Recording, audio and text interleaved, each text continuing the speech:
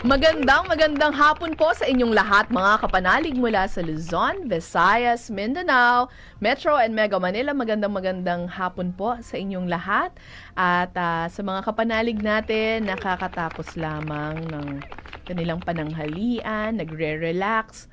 Ito po ang programa para sa inyo. Parang dating kumain muna tayo, tapos tsaka natin malalaman na mali pala yung nakain natin. So hindi po, joke lang. Pero mga kapanalig, ito pong programang tong Kapanalig sa Kalusugan ay para po sa inyo, para po kayo po ay magabayan ng ating mga espesyalistang doktor kung papaano nga ba natin tutulungan ang ating sarili, lalo na kung medyo, tulad ko, medyo kakalabas lang ng mga APE results, katulad ni Ate Dang na namumroblema sa weight, sa of course, 'di ba, no, yung mga very high results na nakikita natin sa ating mga results. 'Di ba yung iba gusto nila ng mataas yung nakukuha nilang mark. Ito yung mga exam na ayaw mo na may mataas kang makukuha. Kaya po mga kapanalig, welcome po. The doctor is in na. At ako po ang secretary ni Dr. Rene Jose. Itutuloy natin ang talakayan po tungkol sa osteoporosis at osteoarthritis ngayong hapon. Marami po ang mga nag-text sa atin. Kaya po, tawag na. Alam ko marami po ang may mga katanungan. Ang numero po, 925-7931 hanggang 39 or mag-text po kayo sa 0918-837-4827 para po sa ating libreng on-air consultation at sa ating pong kasamang espesyalistang doktor po sasagutin po niya yan at para po sa mga dagdag na sagot sa inyong mga aray at sa mga ouch, i-check po ang website ng Geriatrica, www.geriatricaph.com para po sa mga dagdag kaalaman tungkol po sa mga natural na pantulong po para kayo po ay siguro mas matulungan o kaya naman mas madagdagan pa ng bisa yung mga medications po na inireseta sa inyo ng inyong mga physicians. Okay, again, disclaimer po natin. Meron po tayong mga supplement na kailangan pong alam ng inyong mga physicians. At ang supplement po, lalong-lalo na yung mga siguro yung iba, hindi nila alam kung ano yung supplement na para dun sa alam mo yun, may iba ganun narinig lang, uminom na ng supplement, kailangan po, targeted po, yung supplement na iniinom po ninyo. So baka naman kasi iniinom nyo yung mga supplement, hindi naman pala nag-work para sa inyo. So kung meron po kayong problema, specifically, let's say, kunwari, mataas ang cholesterol, so merong mga supplement, katulad po ng Polinol, na tutulong po para po mas mapababa yung cholesterol, yung bad cholesterol sa katawan natin. Okay, kailangan po alam ng mga physicians ninyo yan. At you can visit the website of Geriatrica, www.geriatricaph.com para po sa mga dagdag kaalaman tungkol po sa mga natural na pantulong laban po sa iba't ibang mga sakit. At nais ko lang batiin Miss Chat Rojas and Sir Bong Cruz ng Geriatrica. At nais ko rin batiin si Ate Dang na ayaw din niya yung mataas niyang grade na nakuha niya sa kanyang exam, na annual physical exam. So, kaway-kaway din po sa mga kapanalig natin na katulad namin, may ganun ding mga high results. Hi! Alam ko, worried po kayo, kaya po kung may katanungan po kayo. At ngayon pong hapon ay medyo may nararamdaman kayong aray sa mga parte-parte ng inyong katawan. Lalo na sa likod. Yan. Yung minsan parang hindi ka makalakad, hindi ka makatayo. Gaano ba katindi ang epekto po ng osteoporosis kapag napabayaan? Kailangan ba dapat magpa-therapy na kagad kapag may nararamdaman kang pananakit ng buto?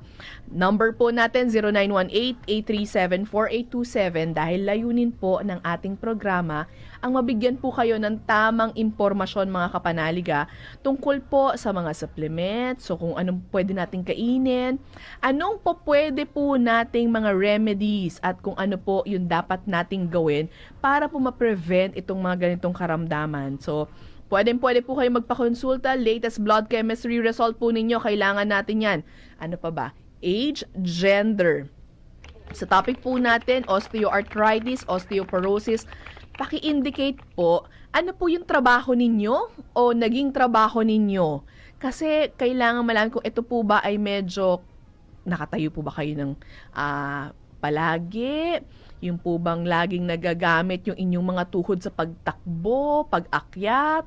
So, yung kamay po ba ay laging nagagamit dahil ba'y naglalaba? Syempre, alam mo naman tayo mga Pilipino, masisipag talaga tayo. So, paki-indicate po yung inyong mga trabaho o naging trabaho na sa tingin nyo naging dahilan kung bakit medyo ngayon nararamdaman nyo na po ang mga pananakit. Okay? At sasagutin po ang inyong mga katanungan at text tungkol sa iba't ibang sakit.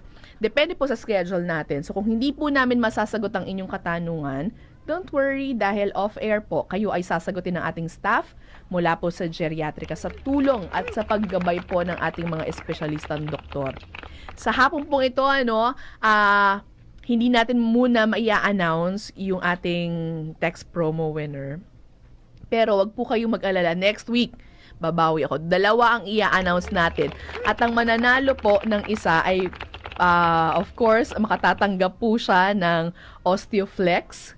At mamaya po, meron tayong trivia ulit na kailangan po ninyong sagutin kung gusto po ninyo ng Osteoflex gift pack. Okay, 2 ang magiging announced winner natin for next week. So, tutok po kayo. So, ang madali lang naman ang sagot Minsan nga sinasabi ko na kung tutuusin, diba? Gusto natin talagang may manalo. At nakakatuwa sa mga kapanalig natin, talagang maraming nagte-text. Okay, mga kapanalig, ang ating pong trivia, alam nyo po ba na isa pang tawag sa osteoporosis ay silent diseases? Ito ay dahil hindi naman natin nakikita yung aktual na problema natin sa buto, maliban na lang kung tayo po ay magpapa-x-ray. So para po maiwasan at maibsan ang sakit na dulot ng osteoarthritis, pakinggan natin ang payo ni Kuya BJ. Magandang hapon po mga kapanalig. Ito po ang inyong programang Kapanalig sa Kalusugan. Ako po si Rene Jose. At sa hapon pong ito, ang pag-uusapan po natin ay ito, yung mga masasakit, osteoarthritis, osteoporosis, mga karamdaman po sa buto. At sa mga kapanalig po natin na may katanungan na nais magpakonsulta, ang numero po 0918-837-4827 or 925-7931 hanggang 39. Paki-indicate po dyan ang inyong mga latest blood chemistry result. Ano po ba yung na-diagnose sa inyo na karamdaman, okay? Kung mayroon po ba kayong mga maintenance na tinatake para po sa pain or pain reliever, at kung ano po yung inyong naging trabaho noon at hanggang ngayon, para po ma-assess po kayo ng mamaya po ipapakilala ko po na ating pong espesyalistang doktor. Again, ang numero po 0918-837-4827 at mga kapanalig. Ang consultant po for geriatric medicine mula po sa Ospital ng Maynila. Please all welcome. Magandang hapon, Dr. Jose Paulo de Castro. Good afternoon, Doc. Magandang tanghali. Yes, Doc, magandang tanghali po sa inyo. At ngayon po ay pag-uusapan po natin ay osteoarthritis. Tanong ko po, Doc, ano ba itong osteoarthritis? Okay, Ms. Rene, no, ang osteoarthritis is described as the inflammation of the joints. So, degenerative disease siya. Ibig sabihin, once nagkaroon ka, it progresses para lumalala po yung condition as you grow older. Mm-hmm. So, there is inflammation of the joints, usually yung mga kasukasuhan, yung tuhod, yung talampakan, yung lower back, pwedeng yung balikat, mga daliri, yan. Mm-hmm. Doc, ito tanong ko lang din. Meron tayong term dito, tayong mga Pilipino, pag sinabing masakit, may arthritis. Pero hindi natin alam o yung iba, hindi sila aware na meron palang iba't ibang klase ng arthritis muna. Kasi, Doc, aminin na natin, mahilig tayong mga Pilipino na kung narinig si kumpare may masakit, meron palang gouty arthritis. Ang sabi na wala ang sakit, yun din ang ininom dahil meron pala siyang osteoarthritis. Okay, tama ka, Ms. Rene, no? Marami tayong uri ng arthritis, no? The most common is what you call the osteoarthritis, no? Mm-hmm. Ang tawag dito is the arthritis of the wear and tear, no? Ibig sabihin, pagtagal ng panahon, masipag, laging nagagamit yung joints na yun, halimbawa, laging naglalakad, buhat ng mabigat, yan, minsan ginagamit yung mga kamay, Mhm. So, nagkakaroon ng wear and tear sa joints. So, in time, nagde-develop ng tinatawag natin mga osteophytes. No, yung ibig sabihin na yung mga bones nagkakaroon ng parang tinik. Mhm. So, that is what we call osteoarthritis, no? It has nothing to do with your uric acid level. So, yung nabanggit mo na gouty arthritis, ito yung sinasabi natin, connected sa elevation ng uric acid sa Yes. dugo, no? Pag nagpa-blood chem tayo, isa sa mga laboratory na minsan nasasama dyan is yung blood uric acid. Mhm. So usually, pag mataas po yun, that can trigger what we call gouty arthritis. So sometimes, ang involved na joint are almost the same joints na involved sa osteoarthritis. O except siguro yung meron kasing common na joint na involved yung sa gouty arthritis, yung tinatawag na picto or yung inlalaki sa paa, Mhm. is what we call podagra. So usually yan ang difference ng gouty arthritis from osteoarthritis. Mhm. Doc, again baka lang kasi pag narinig nila yung salitang arthritis, hindi lang po isang sakit yon. Mayroon pong ibang mga klase dahil alam nyo na, baka naman nag-compare na. Usually gano'n naman tayo, Doc, no? Magkaiba po yun, kaya po ang treatment din ay magkaiba. Pero sa hapon pong ito, ang focus po natin ay yung osteoarthritis.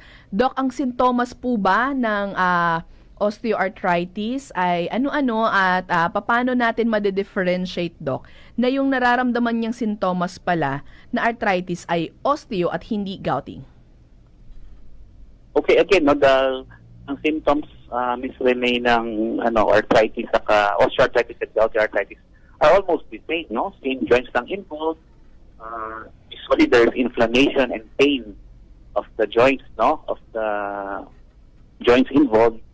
Kadalasan nga, ang mga tinatawag nating weight-bearing joints, no? Yung mga nagdadala ng timbang natin, no? So, tuhod, talampakan, lower back, balikat.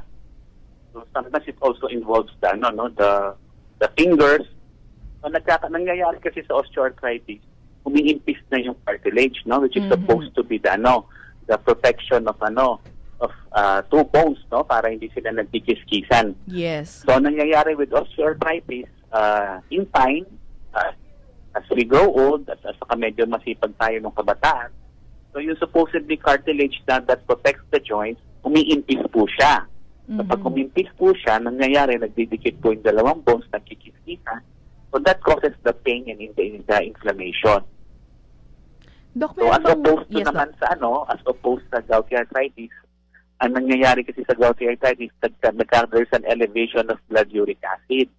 So pag ganon, yung uric acid crystals nag-deposit sa mga joints, which also causes pain and inflammation. Mhm. Doc, dahil po ba sa edad kaya rin po nagkakaroon ng osteoarthritis, or kahit na hindi pa wala pa sa senior po pwede magkaroon ng osteoarthritis? Okay, magandang tanong yan, no, Ms. Rene. No? Although mas common ang osteoarthritis among the senior citizens, there are cases what we call juvenile arthritis. No? Ibig sabihin, kahit kabataan pa, yung mga nagbibinata or nagdadalaga, especially with the background na may lahi sa family. So some of them, they develop early arthritis at a very young age. Although hindi siya ganun ka-common as compared sa mga sa mga middle age or senior citizen. Kasi ang tawag sa osteoarthritis is sakit ng masipag, matanda at mataba, no? Sabi nga nila, yung pagiging masipag mo when you were younger, pagtanda natin, sisingilin tayo. Opo. So that's the time na dun tapos at the same time, yung pain tolerance ng tao is also a factor. Kasi yung iba mataas ang tolerance sa pain, yung iba naman mababa. So iba So Doc, all of these nararamdaman factors nila. should be, Yes, Doc. be considered. So Doc, ito pa may mga tanong din tayo dahil maliban sa osteoporosis, ano naman po itong osteoporosis. Ano po ang osteoporosis? Okay, ang osteoporosis naman, Ms. Rene, is yung paglutong ng natin, no, ng bones, no? Pag nagkakaedad, especially sa mga babae after pag nag-menopause na sila, so nagiging mas prone yung bones sa sa brittleness, no? Nagiging brittle bones, kung kaya't mas prone yung people with osteoporosis are prone to fractures, lalo na pag nadulas, nadadapa, tapos sinasang na nagkakaroon ng trauma sa bones, so mas prone sila mabalian ng mga buto. So yun ang difference ng osteoporosis sa osteoarthritis. Pero Doc, lagi kong nakikita sa mga commercial, di ba? Pag osteoarthritis, lagi ang ginagawang model ay lalaki. Osteoporosis, babae. Pwede po bang magkaroon ng osteoporosis ang isang lalaki? Yes, opo, pwede rin po, no? Although kasi unlike sa babae na meron parang nagkakaroon ng kasi sa babae, do you have your regular menstruation? So pag nahinto yun, na nagkakaroon na ng tinatawag nating menopause. So pagka nagkakaroon ng dagdag menopause ang babae, nagkakaroon na ng mga hormonal imbalance. Yes, Doc. So pag gano'n, yun ang nagiging signal na mas at high risk na yung babae sa osteoporosis o nagiging malutong yung buto. Unlike sa lalaki, wala kaming equivalent ng menstruation. Like sa inyo. So usually, ang nagiging gauge na lang yan is nagiging accidental finding pag nagpa-x-ray yung senior citizen na lalaki, nati-detect din ng x-ray kung may osteoporosis. O kaya, pag nag-aksidente, nagkaroon ng fracture, nabalian ng buto, doon na nalalaman na may osteoporosis pala yung lalaki. So ayan na, Doc. So yun ang nagiging natin basihan. Yes. So Doc, pero both yes, men Doc. and women are can have osteoporosis.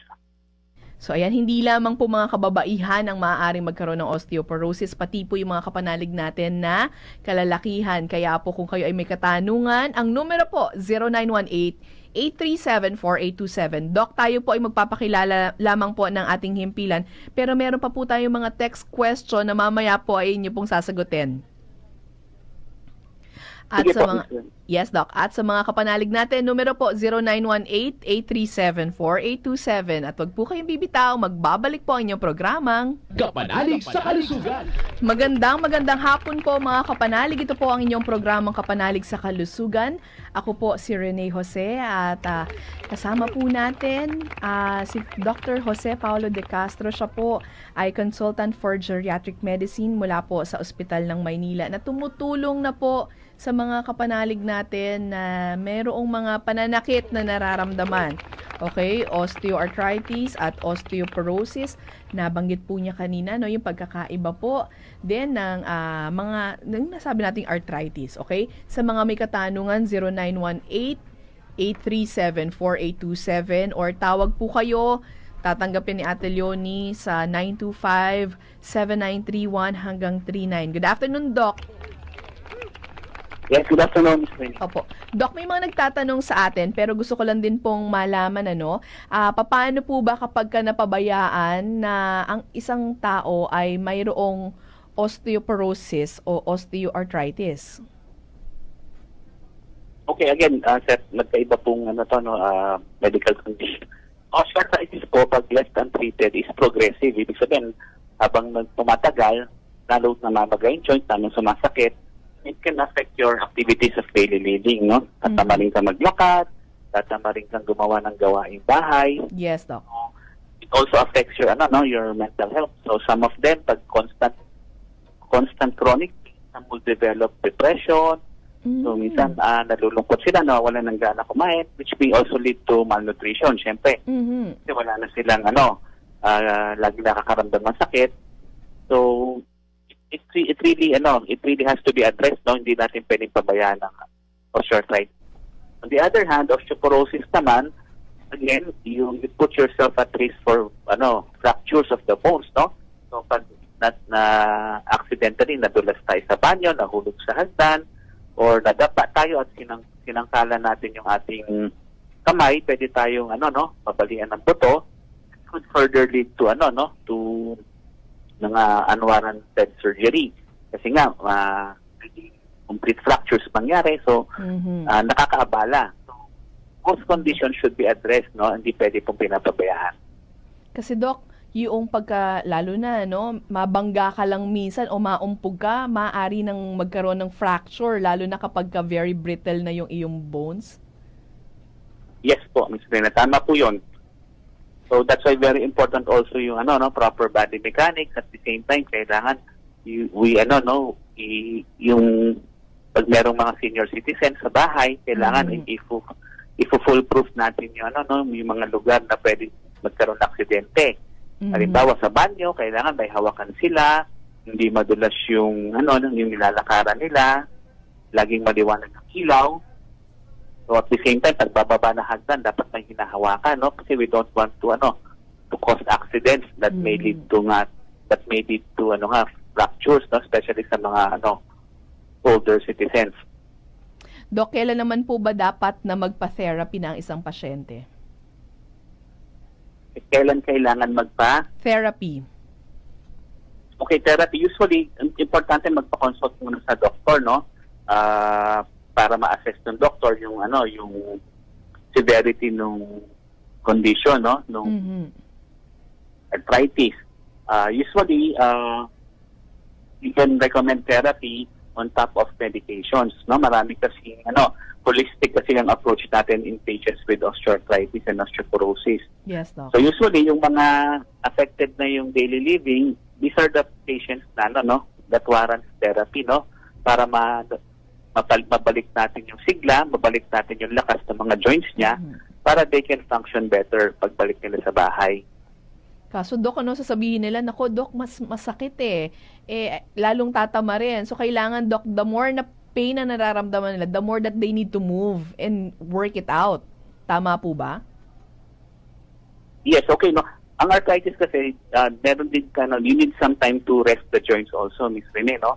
We need to rest the joints, pero hindi naman pwede sobrang rest kasi nga tama ka, magiging masyadong stiff pag puro rest na lang. So, usually, we recommend, a few days rest, pero at the same time, you keep the joints moving para hindi siya magiging immobilized. Yes, Doc.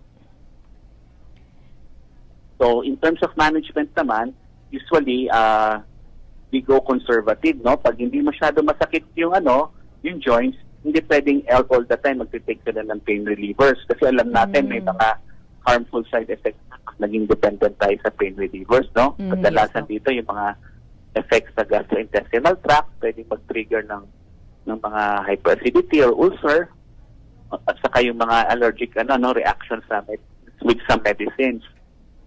So kaya nga we usually we use the pain scale, Ms. Rene, no? Yes, Doc. So we ask the patients who is suffering from arthritis, tanong namin yung pain scale, no? Yung pain level mula 0 hanggang 10.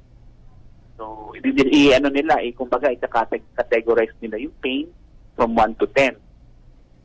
So pag mas mataas, ibig sabihin mas painful po siya, no? So pag mga below 5 lang yung pain, sa pain scale below 5 lang, usually we don't readily give mga strong pain relievers. Usually we start with mga simple paracetamol or ibuprofen para wala masyado yung mga harmful side effects nga. Dok, ito naman po, ano po ba yung mga dapat gawin ng mga kapanalig natin para po maiwasan itong osteoarthritis and osteoporosis? Okay, number 1, kung kailangan malaman natin rin yung mga risk factors, no? Siyempre, yung pagtanda, wala tayong control dyan. Yung gender natin, wala tayong control. So let's focus kung ano yung may control tayo. Ano yun? Pag overweight yung pasyente, they need to lose the excess weight. Kasi pag mas mabigat sila, mas mahirapan yung joints, mas mararamdaman nila yung pain. So they have to, as much as possible, they have to maintain their ideal body weight. So kung overweight ka, you have to lose the excess weight. Pangalawa, you have to modify yung mo, no? Kung halimbawa yung sapatos mo, kailangan you should wear comfortable shoes. We usually tell the patient to avoid wearing high heels, no? Kasi pag nag-high heels yung mga pasyente na may osteoarthritis, mas lalo nilang mararamdaman yung pain kasi they also need to balance, no? Yes, Doc. So mas nararamdaman nila yung pananakit. They should avoid magbuhat ng mabigat, yung akyat panaog sa hagdan, yung maglalakad ng malayo, yung maglalakad sa uneven surfaces. So all of these things they should avoid para hindi masyado ma-aggravate yung pain and swelling ng arthritis. At Doc, ito po kailangan pa rin po nilang siguro, yun nga po, magpa-check up na Don't you think? Kasi minsan, alam mo naman ng mga Pilipino hanggang matitiis nila, titiis. At habang merong paraan, gagawa ng paraan. Wag lang pumunta sa kanilang mga doktor. Okay, tama yun, Ms. Rene, no? We usually discourage yung yung self-medication. Kasi unang-una, there are certain drugs that may have adverse effects sa health natin, no? Especially sa mga internal organs.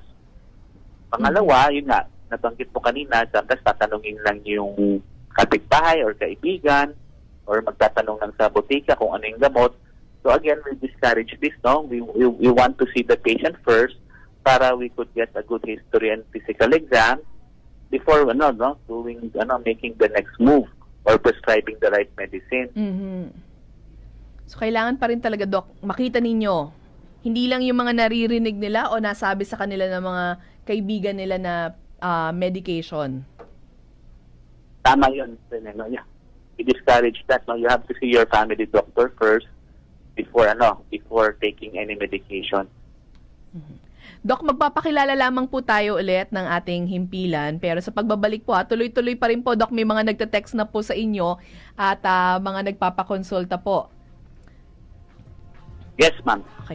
At sa mga kapanalig natin, ang numero po 0918-837-4827. At huwag po kayong bibitaw, magbabalik po ang inyong programang Kapanalig sa Kalusugan. Magandang hapon po sa inyong lahat mga kapanalig. Ito po ang inyong programang Kapanalig sa Kalusugan.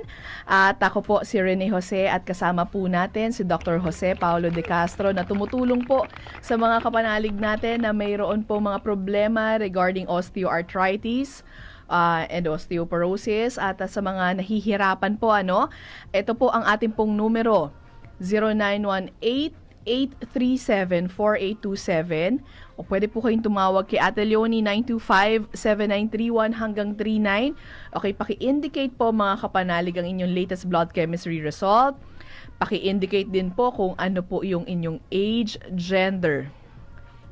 Pakilagay din po kung gaano kayo kasipag noon. Ano po ang inyong trabaho at hanggang ngayon ano ba yung mga trabaho ninyo. At again, para po tayo ay tulungan, Doc, eto po, may mga nagtatanong po sa atin na katulad po ni Arnel ng Pampanga. Totoo po ba na maganda sa arthritis ang pagkain ng paa ng manok? Thank you po. Adidas? Opo, Doc. No, actually wala namang walang scientific basis po 'yon, no. So in fact, minsan pa siya, trigger pa, Doc. Oo, minsan trigger pa siya kasi medyo mataas sa uric acid 'yon, no. Especially pag medyo maalat ang timpla. So hindi po totoo 'yon. So hindi po totoo. Minsan kasi 'di ba ina-associate nila kapag medyo may problema ka, low blood ka, kumain ka daw ng dugo o kaya naman may problema. 'Di ba usually ganun, Doc, ano? Yeah, in some yung mga especially sa mga probinsya. So we have to dispel yung mga myth na ganon. Ito, Doc, meron po akong osteoarthritis. Bakit sumasabay na makati at masakit katawan ko, joints at muscles? At nangangalay sa likod, pati po sa heart ko, masakit din. So, siya po ay 78 years old. May sinabi ba kung may iba po siyang sakit? Wala na po siyang nabanggit, Doc. Opo, kasi usually pag yung pangangati, wala siyang kinalaman sa osteoarthritis, no? Although there are cases na may osteoarthritis, sumasakit din yung muscles, no? Yung muscle pain is what we call mga myalgia, no? So it can affect both, arthritis affects the joints. Yung myalgia affects the muscles, no? Sinabi ba kung ano pong dating ng trabaho? Yun po, Doc, hindi po nila nabanggit. So, okay, sa mga kapanalig natin. At her age, or at his age, 78 nata? 78, Doc. Yes, Opo, Doc. so usually expected na po yung arthritis dyan, no? So, hindi natin alam kung active pa yung niya. Kasi minsan sa probinsya, kahit mga lolo-lola na, no? May mga gawaing bahay, nag-aalaga ng apo. So all of this can be factors para kung bakit mas madalas sumakit yung mga joints natin. Again, also yung cold weather, pag medyo malamig ang panahon, usually mas masakit po ang mga natin arthritis. Yes, Doc. So again, pag ganon, so I would advise lolo or lola na kung talagang nagpo-progress yung pain, kailangan niya pumunta sa doktor para mahatulan po siya ng tamang medications. Dok, ano naman po ang chondroitin, glucosamine, at ano po ang naitutulong nito laban po sa osteoarthritis and osteoporosis? Okay, no, these are natural supplements, no? Yes, Doc. Ms. Rene, no, glucosamine sulfate, ito ginagamit po. Kanina sa start ng program, sinabi ko yung pagkasira ng cartilage, yun ang problema with osteoarthritis, no? Yes, Doc. Ang glucosamine is one of the ingredients which help prepare this cartilage. Kasi nga, yung cartilage umiimpis, so the more manipis yung cartilage, mas masakit, mas nararamdaman ng pasyente yung pain and inflammation. So this, yung glucosamine hydrochloride is a important ingredient, no? It is it helps in the repair of the cartilage. On the other hand, yung yung component na sinabi mo, chondroitin, ito naman is an ingredient that helps to better absorb the glucosamine in the body. So it works hand in hand, no? Magkatuwang sila. They work on the joints para ma-repair yung cartilage, para ma-delay yung progression ng arthritis. Doc, ito po kasing nabanggit natin ng mga supplement, ito po ay, component po ng isang supplement na Osteoflex. Ito po ay pwede na nilang i-take at available po sa market, lalong-lalo na kung sila po ay malapit sa Mercury, Watson, Southstar Drug o Manson. Dahil 1550 lang po ito per capsule. Paano po tinetake ang mga supplement like Osteoflex, Doc? Lalo na kung medyo hindi pa nila siguro, yung iba, Doc, di ba, tinitiis lang yung pain. Yeah, tama ka, Ms. Ren, hindi kailangan magtiis because of the pain, no? These natural supplements, no, yung nabanggit mo, can be taken for chronic osteoarthritis, one dose, one capsule twice a day after meals, or depende po sa pagka-prescribe ng mga doctors nila, no? Yeah, emphasize lang natin, Ms. Rene, no, ang supplements po is pantulong, no? Hindi siya actual replacement ng mga gamot. Yes, Doc. Kasi yung ibang mga natin kababayan, akala nila ititigil nila yung gamot na binigay na hinatol sa kanila at papalitan ng supplement. Hindi po gano'n, no? These supplements are pantulong sa mga on top of the medications na binibigay ng mga doctors nila. So again, hindi po dapat tanggalin ang inyong mga iniresetang gamot kasi doktor lamang po ninyo ang magsasabi kung tatanggalin, dadagdagan ba o babawasan. At ang mga supplement po mga kapanalig na tinetake po natin katulad po ng Osteoflex ay pantulong. So meron kayong maintenance, kasabay lang din po ng inyong maintenance ay ang supplement. Pero Doc, ang tanong ko po meron po bang way of taking it? Kailangan po ba sabay na rin doon sa kanilang, lalo na Doc kapag medyo more than 5 na yung iniinom na mga gamot. So may iba ba Doc, pwede bang sa tanghali ko naman inumin ang Osteoflex? At Doc, yung mga supplementation like na merong chondroitin glucosamine like Osteoflex, gaano ba katagal Doc ang effect para magkaroon ng relief dun sa pain na nararamdaman po nila? Okay, no, like I said, ang osteoarthritis, this is a chronic illness, no? So, kasi baka yung ibang pasyente, Ms. Rene, mag-expect ng total cure or totally mawawala. Hindi, wala pong gamot ang arthritis na para mawala na po yung pain. The medicines that we give or the supplements that we add on is not to cure arthritis. It only helps to control the disease para ma-slow down yung progression, preventing further disability. At the same time, mabawasan yung pain. Kasi ang goal naman natin, yung hindi sila maging debilitating. Ibig sabihin, nakaka-function pa rin sila everyday. Yun ang natin goal. And hindi ang goal natin totally mawala yung pain. Yes, kasi wala naman kasing ganun talaga, no? So usually nga, it's given, pag maraming medications yung pasyente, you ask your doctor kung wala bang mga drug-to-drug interaction. Kasi minsan may mga drug-to-drug interaction or baka may interaction yung supplement sa drugs na maintenance nila. So usually we give your supplements, pwedeng 1 capsule twice a day after breakfast and after dinner. So yun ang usual recommendation. Kung ayaw ng maraming gamot, kunyari may mga maintenance sila sa umaga, probably they can take yung capsule, pwede nilang i-take na 2 capsule sabay after lunch na lang.